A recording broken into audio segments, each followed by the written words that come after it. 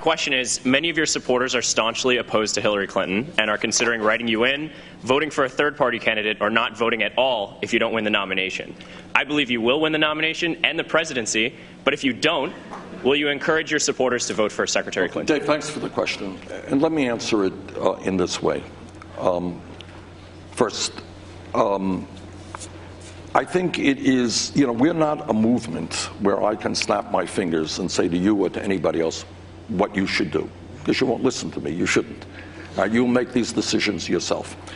I think if we end up losing, and I hope we do not, and if Secretary Clinton wins, it is incumbent upon her to tell millions of people who right now do not believe in establishment politics or establishment economics, who have serious misgivings about a candidate who has received millions of dollars from Wall Street and other special interests.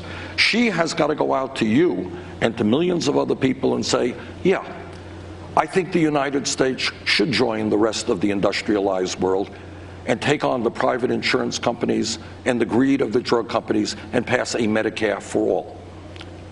I think that, says Secretary Clinton, that for the young people in this country, you should not have to leave college $30,000, $50,000, $70,000 in debt because we're going to make, as many other countries around the world do, public colleges and universities tuition free.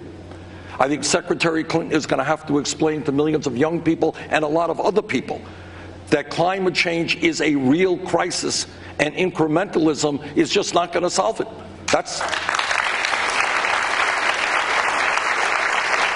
And she is going to have to come on board and say, yeah, I know it's hard, but I am going to take on the fossil fuel industry and pass a carbon tax. So the point that I am making is it is incumbent upon Secretary Clinton to reach out not only to my supporters, but to all of the American people with an agenda that they believe will represent the interest of working families, lower income people, the middle class, those of us who are concerned about the environment, and not just big money interests.